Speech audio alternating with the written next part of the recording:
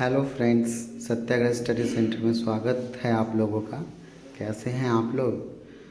आप लोगों की तैयारी चल रही होगी। अभी एसएससी जीडी का एग्ज़ाम होने वाला है, तो ये सीजीएल का जो हम लोग प्रीवियस ईयर पेपर देख रहे हैं, ये आने वाले सभी एग्ज़ाम्स के लिए इम्पॉर्टेंट है। जो जीडी अभी होने वाला है, सीएचएसएल, एमटीएस, सब के लिए इम्पॉर्टेंट है, तो एक बार प्लीज़ इसे ज़रूर देखिए। तो आज हम लोग सेट 9 देखेंगे, 3 दिसंबर 2022 शिफ्ट 1 का देखेंगे। पहला क्वेश्चन है, पृथ्वी की प्रॉपर्टी बनाने वाले खनिज पदार्थ के किसी भी प्राकृतिक पिंड को क्या कहते हैं? तो इसको हम लोग सैल कहते हैं। सेकंड है, राजश्री शिर्के को कथक में उनके उत्कृष्ट प्रदर्शन के लिए 2013 में कौन से प्रतिष्ठित नृत्य पुरस्कार से सम्मानित किया गया था? तो यह है संगीत नाटक अकादमी पुरस्कार। और कथक जो है हमारे उत्तर प्रदेश का शास्त्रीय नृत्य है। तीसरा है, ओलंपिक 2020 में भारतीय हॉकी पुरुष टीम के कप्तान कौन थे? तो ये मनप्रीत सिंह थे। और भारतीय हॉकी पुरुष टीम ने कांस्य पदक हॉकी में जीता था।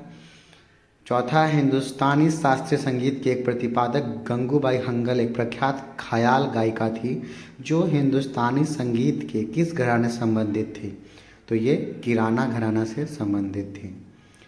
फिफ्थ है, यदि हम जीएनपी में से मूल्यह्रास को घटाते हैं तो कौन सी समग्र आय प्राप्त होती है?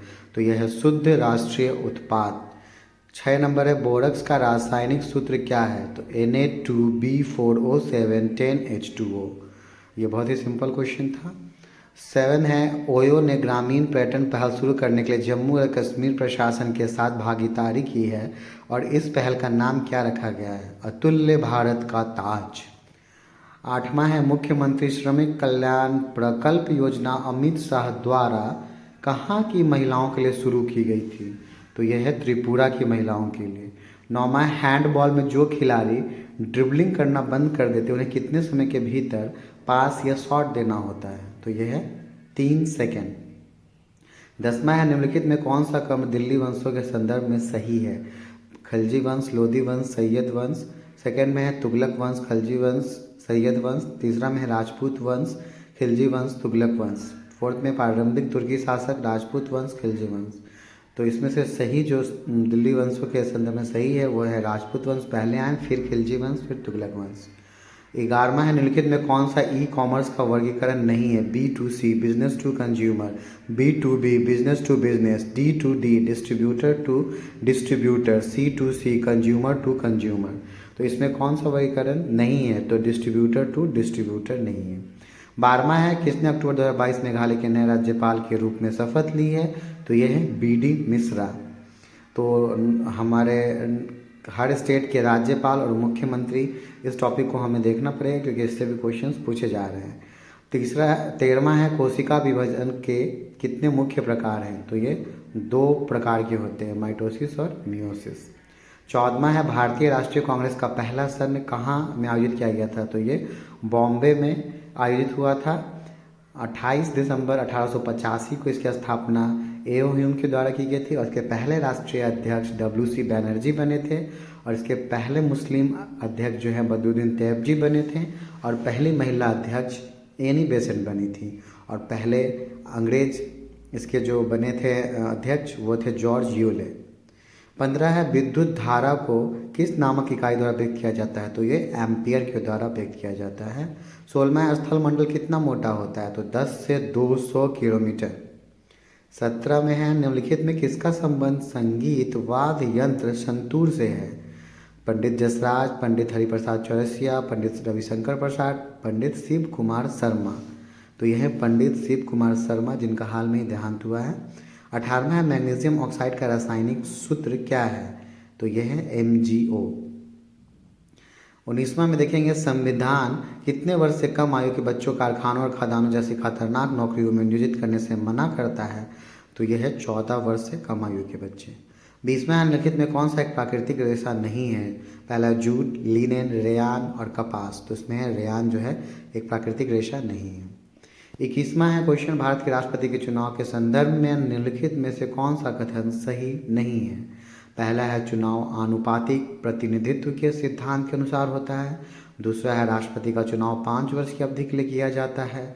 तीसरा है वह निर्वाचित एमएलए और एमपी द्वारा अप्रत्यक्ष रूप से चुना जाता है।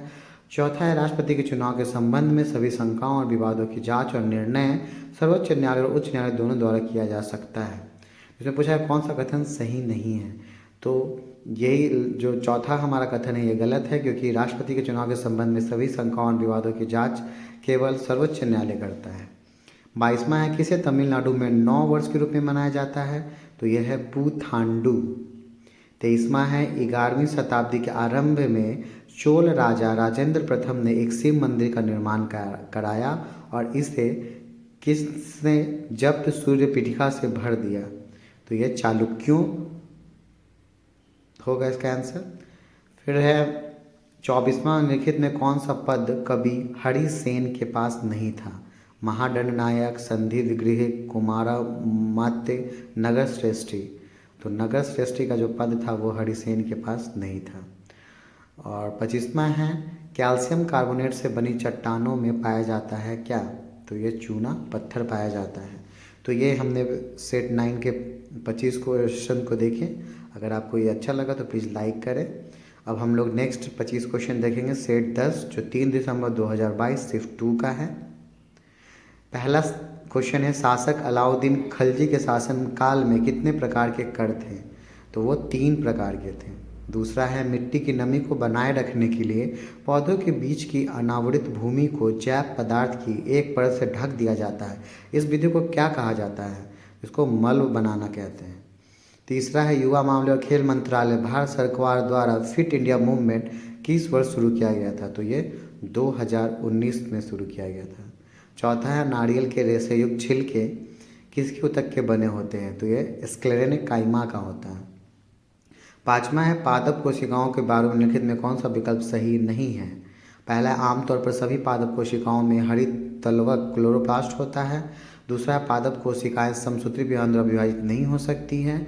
तीसरा एक पादप कोशिका में आमतौर पर एक बड़ी रिक्तिका होती है। चौथा है पादप कोशिका भित्ति सेलुलोज से बनी होती है। तो कौन सा विकल्प सही नहीं है, तो 3 स्टेटमेंट इसमें सही है और ये पादप कोशिकाएं समसूत्री विभाजन द्वारा विभाजित नहीं हो सकती, ये जो विकल्प है ये गलत है। छठा है भारत सरकार ने अप्रैल 2022 में DACE योजना शुरू की, ये योजना किस मंत्रालय के तहत शुरू की गई थी, तो ये सामाजिक न्याय और अधिकारिता मंत्रालय द्वारा शुरू किया गया था। 7वां है किसके जन्मदिन को अंतर्राष्ट्रीय अहिंसा दिवस के रूप में मनाया जाता है, तो ये महात्मा गांधी का जन्मदिन है जो हम लोग 2 अक्टूबर को अंतर्राष्ट्रीय अहिंसा दिवस के रूप में मनाते हैं। 8वां है निम्नलिखित में से किस भारतीय स्वतंत्रता सेनानी ने कहा था कि खुद वो बदलाव बनिए जो आप दुनिया में देखना चाहते हैं, तो ये भी हमारे महात्मा गांधी जी का ही स्टेटमेंट था कि अगर आप दुनिया में बदलाव चाहते हैं तो खुद में बदलाव लाइए। 9वां है कालिदास सम्मान किस वर्ष स्थापित किया गया था, तो ये 1980 में स्थापित हुआ था। 10वां है किसने अंतर्राष्ट्रीय संगीत में अपने योगदान के लिए ऑस्कर और गोल्डन ग्लोब पुरस्कार जीता है, तो ये है AR रहमान। 11वां है किस पर्वत एशिया को यूरोप से अलग करता है, कौन सा पर्वत है जो एशिया को यूरोप से अलग करता है, ये है यूराल माउंटेन। 12वां है 2011 की जनगणना के अनुसार किस राज्य की साक्षरता दर सर्वाधिक है, तो ये बहुत ही इजी क्वेश्चन है, केरल। और सबसे कम जो साक्षरता दर है वो बिहार की है। 13वां है व्यक्तिगत नेतृत्व पर आधारित प्रणाली एक कौन सी प्रणाली है, तो ये राष्ट्रपतीय प्रणाली है। 14वां देखेंगे निम्नलिखित में कौन सी नदी पंचनाद में शामिल नहीं है, ब्यास, सिंधु, रावी, सतलुज।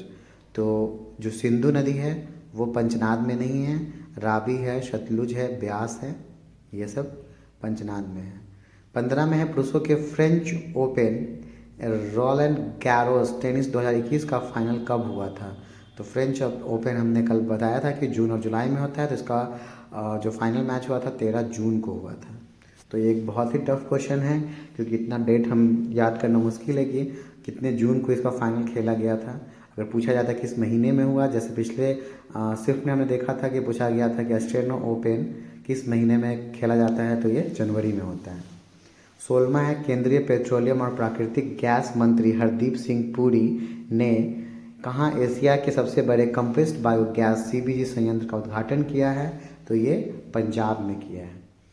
17 है असंतृप्त हाइड्रोकार्बन के संदर्भ में सही कथन की पहचान करना है, तो कार्बन के ऐसे यौगिक जिनके कार्बन परमाणुओं के बीच द्विबंध और त्रिबंध होते हैं असंतृप्त यौगिक कहलाते हैं। तो ये स्टेटमेंट एकदम सही है। कार्बन के ऐसे यौगिक जिनके कार्बन परमाणु के बीच एकल बंध होता है उसे हम संतृप्त हाइड्रोकार्बन कहते हैं। फिर है तीसरा, कार्बन के वे यौगिक जिनके हाइड्रोजन परमाणु के बीच द्वि और त्रि बंध है असंतृप्त यौगिक कहलाते हैं। चौथा है, कार्बन के ऐसे यौगिक जिनके ऑक्सीजन परमाणु के बीच एकल बंध होता है असंतृप्त यौगिक कहलाते हैं। तो सही स्टेटमेंट है, कार्बन के ऐसे यौगिक जिनके कार्बन परमाणुओं के बीच द्विबंध और त्रिबंध होते हैं वही असंतृप्त यौगिक कहलाते हैं। और जब सिंगल बॉन्ड होता है तो उसे संतृप्त यौगिक कहते हैं, जो है अल्केन।